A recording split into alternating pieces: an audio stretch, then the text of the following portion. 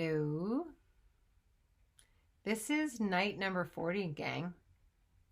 40, 40. So this is like 10. Tomorrow's 9, 8, 7. You get where I'm going? There's 10 left. Oh my gosh, there's 10 left. There's 10 left. Wow, I need tea now. Look, how come I have lipstick on both sides? Maybe I'll do this. Is that better?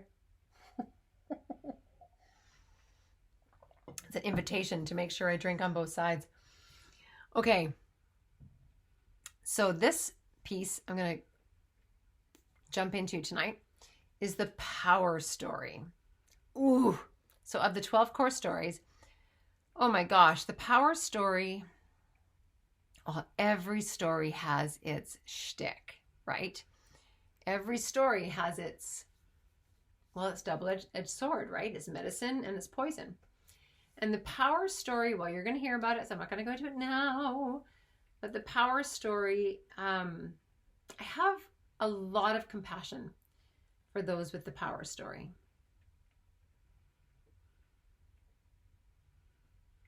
Yeah, I'll tell you more about it when we get in it, okay?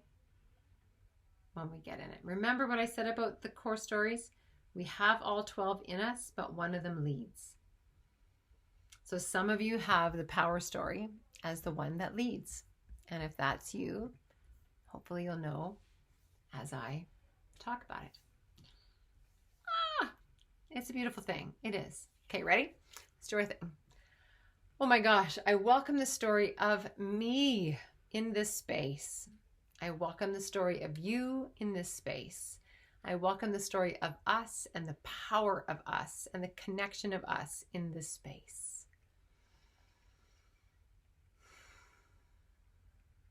May the dreams I dare to share wake a longing you dare to see.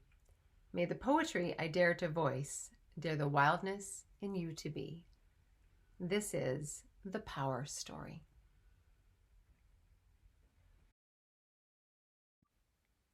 This is the power story.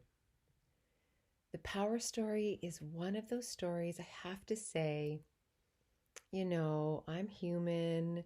If I had favorites and least favorites and kind of favorites and all of that, the two stories that actually are my least favorite, only because they get mixed up with each other and people want to claim these stories like they are their stories, even if they're not.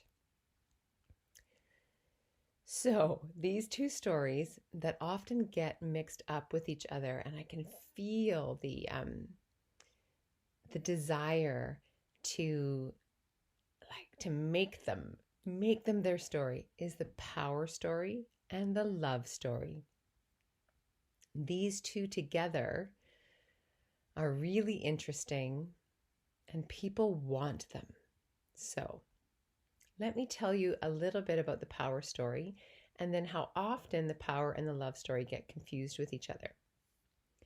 So the power story is when someone has a plug into source, if you will. It's like they walk around with that 3-prong plug, always plugged into another world. And when people lead with the power story, because remember, as you've heard me say before, we have all of the stories in us. I have the power story in me. You have the power story in me. I've had my energetic readings done. I understand that I have an extra plug. That was just a metaphor, right? But I don't lead with the power story. When you lead with the power story, you can notice it because you likely have a really heightened nervous system, and not a heightened nervous system due to trauma, but just you came into the world with a really heightened nervous system. You are someone who likely speaks animal. You likely speak water animal, meaning dolphins. You likely have a frequency of conversation with other beings or things or electrical currents around you that you notice that other people don't have. You might even have this and not notice that you have it because it's really such an interesting extra bit that it's not in our cultural conversation. We don't talk about being plugged into electricity. We don't talk about that. I mean, yeah, okay, maybe on the fringe of conversation we talk about that. But if you are that fringe, guess what? You're actually not a fringe at all. You are you. The power story is it's like if you lead with the power story, you lead almost from another dimension. Now I know I'm being that's really broad language, but you really walk between two worlds. You really, really do, or you really can do that. The challenge with the power story is recognizing that it's you and going, oh yeah, that is me. And if that's me, I need to take care of this instrument in a different way. This physical body instrument. I need to take care of my physical body instrument in a different way. I need more rest, right? I need to make sure that my anxiety levels are low where possible, where I can manage them. I need to take care of this beautiful brain of mine. I need to be taking my omegas, right? I need a little bit more buffer in my life around stimulus as well. So that's the taking care part. But there's also then to what does this connection offer my life and the lives of others? What does this connection contribute?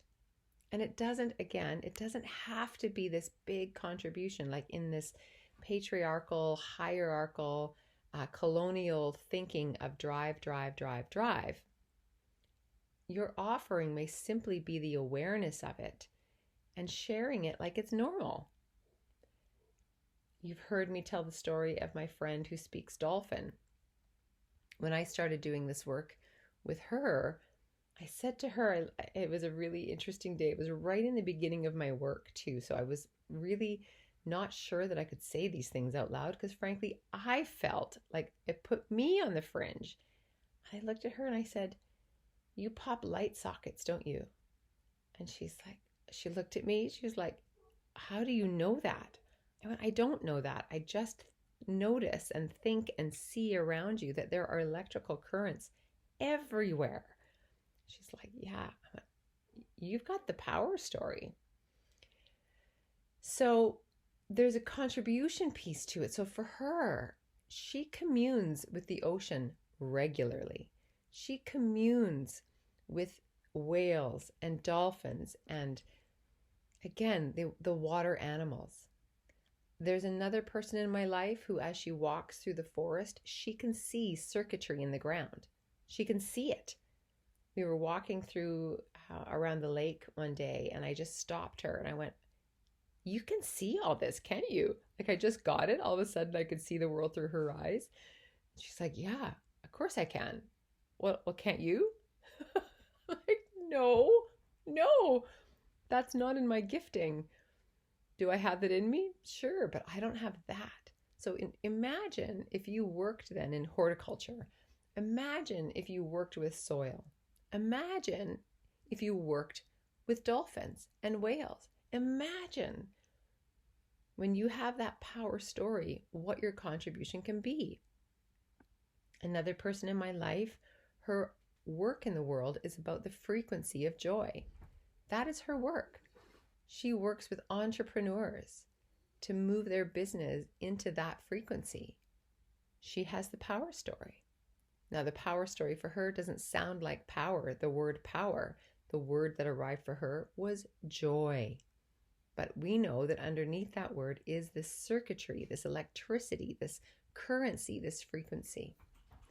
What I want you to know is take care of your body. What I want you to know, you are not weird.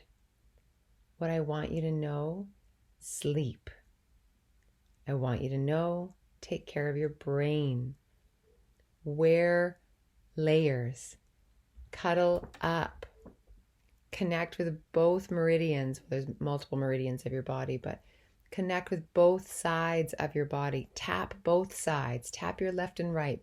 Frequently put your arms around yourself like you're hugging yourself and tap both sides of your body.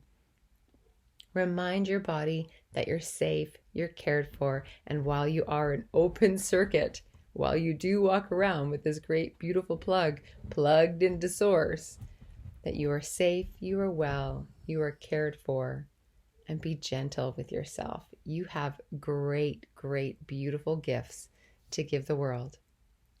So can you see where power and love can get kind of mixed up? The love story are often, these are the empaths, often, not all the time, but often. And there's this kind of wide open spaces, and you've heard me speak of the love story already.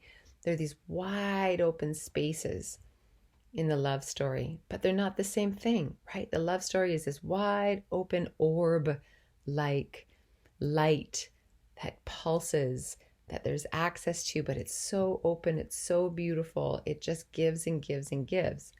Whereas the power story is like you are the electrical current. So while you may walk between two worlds, while you may commune with beings on a different frequency, dolphins, whales, etc., or others, it's got a different feel. Can you feel it? Love is wide open. Power has this kind of directness to it, but like lightning, like right? So, thank you for listening. If all of this sounds just a little bit out there, it's because we're on the power story. And again, you don't have to believe any of this stuff. You don't even have to apply this narrative to it. This is just the narrative that I've put on these understandings that I've come across. If you've come across these things and you want to call them something else and they feel truer to you with another word, another phrase, another description, go for it. I'm just offering a narrative to a thing that we can all point at, but often don't feel safe enough to name. You know what's interesting? When I ask people, what do they give in the world? Everyone says love. Everyone says love.